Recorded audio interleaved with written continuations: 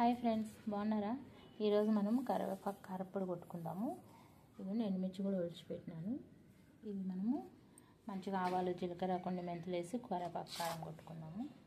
చాలా టేస్ట్ ఉంటుంది. టిఫిన్స్లో కానీ రైస్లో కానీ చాలా బాగుంటుంది, హెల్దీ. ఫ్రెండ్స్, బండి పెట్టుకుని కొంచెం ఆయిల్ వేసుకుందాం. కొంచెం మెంతులు వేసుకుందాం, ఒక స్పూన్ అంతా. ఒక స్పూన్ ఆవాలు, జీలకర్ర వేసుకుందాము. ఇవన్నీ చక్కగా దోరగా వేయించుకున్నాము. వేరిస్తే పొడికి ఒక స్పూను శనగపప్పు, ఒక స్పూను మినపప్పు వేసుకున్నాము. ఒక స్పూన్ ధనియాలు వేసుకున్నాము. ఇవన్నీ మంచి ఫ్లేవర్ ఇస్తాయి కరివేపాకు పొడికి. ఇందులో చూడండి, కలర్ వచ్చేసాయి చక్కగా. మనం ఎండుమిర్చి వేసేసుకున్నాము ఇందులో. చూడండి ఫ్రెండ్స్, చక్కగా ఇలా దోరగా అయిపోయా. ఇలా వేయించుకోవాలి. కారప్పొడి బాగా కమ్మగా ఉంటుంది. అన్నీ అందాజు వేసుకోవటం ఫ్రెండ్స్. అంటే మనం అంతా చేసుకుంటాం కదా, కాకపోతే ఒక్కొక్క దగ్గర ఒకలా చేస్తారు కాబట్టి నేను చూపిస్తున్నాను. ఒక దానంతో ఒకటి వేసుకుంటూ కరివేపాకు వేస్తాను. కరివేపాకు పొడి వేసేసుకుందాము. కరివేపాకు వేసుకుందాము. ఇలా కరివేపాకు వేసుకొని కూడా నీట్గా అంతా అన్నీ కలిసినట్టు కలుపుకోవాలి. చక్కగా వేయించుకోవాలి. ఫ్రెండ్స్, మీరైతే ఎలా చేస్తారో కరివేపాకు కారప్పొడి నాకు కామెంట్స్లో పెట్టండి. మా ఇంట్లో ఇలా నేను చేస్తాను.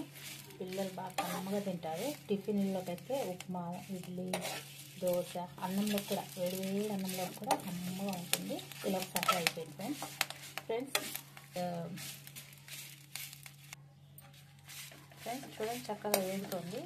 కరివేపాకు పొడి ఎలాగంటే, మనం కరివేపాకు తెచ్చుకున్న రోజు వాష్ చేసుకొని ఫ్యాన్ కింద ఆరబెట్టుకోవాలి 2 రోజులు. ఎండలో పెట్టుకున్నాం అనుకోండి, పోషకాలన్నీ పోతాయి. అందుకోసమని మనం ఫ్యాన్ కింద పెట్టుకొని ఆరబెట్టుకుంటే చూడండి, కలర్ కూడా చేంజ్ అవ్వాలి. గ్రీన్గా ఉంది. ఇది ఇంకొంచెం వేయించుకుంటాను నేను. ఫ్రెండ్స్, చూడండి చక్కగా వేగిపోయాయి, కలగలంటున్నాయి కదా. ఇవి కొంచెం చల్లార్చుకొని మిక్సీ పట్టుకుందాం మనం. ఫ్రెండ్స్, చల్లగా అయిపోయాయి, మిక్సీ పట్టుకుందాం మనం. సరిపడా సాల్ట్ వేసుకుందాము. కొన్ని ఎల్లిపాయలు వేసుకుందాం.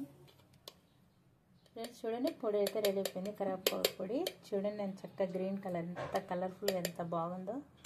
Okay friends, bye friends. నా ఛానల్ కొంచెం సబ్స్క్రైబ్ చేసుకోండి ఫ్రెండ్స్, ప్లీజ్ ఫ్రెండ్స్.